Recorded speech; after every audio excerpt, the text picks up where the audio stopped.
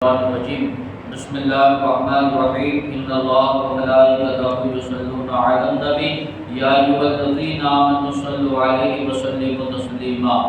اللهم صل على سيدنا مولانا محمد وعلى آل سيدنا مولانا محمد وبارك وسلم صلاة وسلام عليك يا رسول الله صلى الله تعالى عليه وآله وسلم۔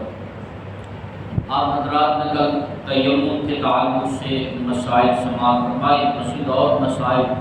تیمم کے تعلق سے سماعت فرمائی۔ تیمم کب کرنا جائز ہے؟ یہ گمان کہ پانی تلاش کرنے میں قافلہ نظروں سے غائب ہو جائے گا یا ریل چھٹ جائے گی۔ اگر آپ ریلوے اسٹیشن پر ہیں اور یہ گمان ہے کہ اگر میں پانی تلاش کرنے کے لیے جاؤں گا تو ریل چھٹ جائے گی، تو اس صورت میں بھی آپ کیا ہے وضو کی جگہ پر کیا پانی کی جگہ پر مٹی سے کیا ہے تیمم کر سکتے ہیں۔ یہ گمان کہ وضو یا غسل کرنے میں عیدین کی نماز جاتی رہے گی، خواہ یوں کہ امام پڑھ کر فارغ ہو جائے گا یا زوال کا وقت آ جائے گا، دونوں صورتوں میں تیمم جائز ہے۔ آج کیا ہے عیدین کی نماز چھوٹ جانے کا اندیشہ ہے کہ اگر میں وضو کرنے کے لیے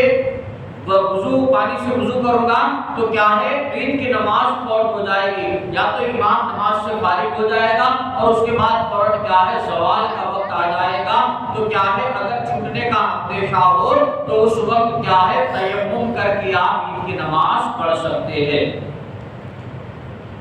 غیر ولی کو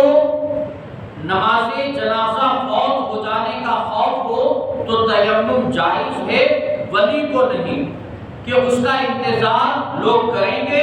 اور لوگ بے اس کی اجازت کے پڑھ بھی لے تو یہ دوبارہ پڑھ سکتا ہے۔ اب میت ہو گئی اور نماز جنازہ کے لیے تیار ہے، اب کیا ہے نماز جنازہ ہو رہی ہے، اب اسے یہ اندیشہ ہے کہ اگر میں وضو کرنے کے لیے رہوں گا تو کیا ہے نماز جنازہ فوت ہو جائے گی، چھوٹ جائے گی، تو وہ کیا کرے گا اس وقت تیمم کر کے نماز جنازہ میں شامل ہو جائے گا۔ یہ کس کے لیے؟ جو غیر ولی ہے، یعنی میت کا وارث نہیں ہے اس کے لیے، اور اگر کوئی میت کا ولی ہے تو اس کے لیے جائز نہیں، کیونکہ ولی جب تک اجازت نہیں دے گا اس وقت تک نماز جنازہ نہیں ہوگی۔ لہذا کیا ہے اگر ولی اس طرح کرنا چاہے تو تیمم کر کے وہ شامل نہیں ہو سکتا، کیونکہ وہ وضو کرے گا تب تک کیا ہے لوگ اس کا انتظار ضرور کریں گے۔ اسی طرح مسجد میں سویا تھا اور نہانے کی ضرورت ہو گئی تو آنکھ کھلتے ہی جہاں سویا تھا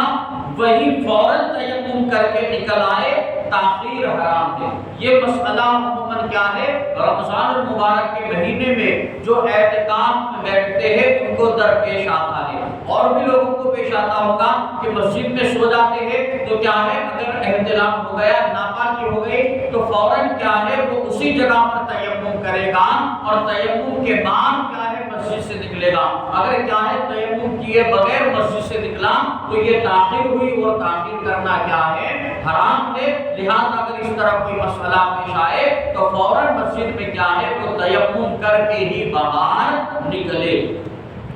وقت اتنا تنگ ہو گیا کہ وضو یا غسل کرے گا تو نماز قضا ہو جائے گی، تو چاہیے کہ تیمم کر کے نماز پڑھ لے، پھر وضو یا غسل کر کے نماز کو دوبارہ پڑھنا لازم ہے۔ اب کیا ہے فجر کی نماز کا وقت تھا، اب قریب تھا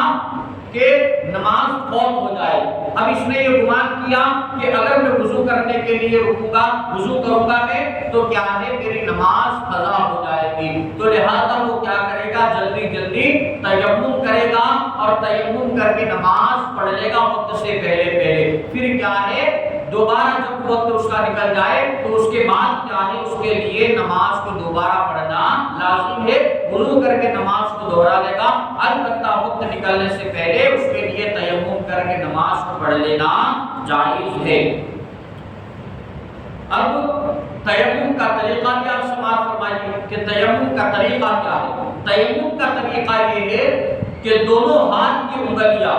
کشادہ کر کے کسی ایسی چیز پر جو زمین کی قسم سے ہو، جو کیا ہے مٹی کی قسم سے ہو، مار کر لوٹ لے اور اور زیادہ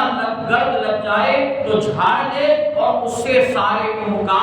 مسح کرے، پھر دوسری مرتبہ یوں ہی کرے اور دونوں ہاتھوں کا ناخن سے کوہنیوں سمیت مسح کرے، یہی تیمم ہے۔ انگلیوں کو کشادہ کر دینا، اس طرح نہیں بلکہ کیا ہے، انگلیوں کو کشادہ کر دے اور کشادہ کرنے کے بعد کیا ہے، زمین کے اوپر مارے، اور زمین کے اوپر مارنے کے بعد اگر گرد یا مٹی زیادہ لگ جائے تو اس طرح کیا ہے اسے جھاڑ دے، اس طرح کیا ہے اسے جھاڑ دے، اور جھاڑنے کے بعد کیا ہے پورے چہرے کا اس سے مسح کرے، پھر دوبارہ مارے، اور مارنے کے بعد کیا ہے ناخن سے لے کر کوہنیوں تک کیا ہے مکمل ایک بال کے برابر بھی جگہ باقی نہ رہ جائے، اس طرح کیا ہے ہاتھوں کا مسح کر لے تو اس کا تیمم ہو جائے گا۔ وضو اور غسل کے لیے ایک ہی طرح کا تیمم ہے، جو تیمم کا طریقہ بھی بتایا گیا وہ وضو کے لیے بھی کافی ہے اور کیا ہے غسل کے لیے بھی کافی ہے۔ رب العزت کی بارگاہ میں دعا ہے اللہ تبارک و تعالی علم دین سمجھ کر اس پر عمل کرنے کی نیک توفیق عطا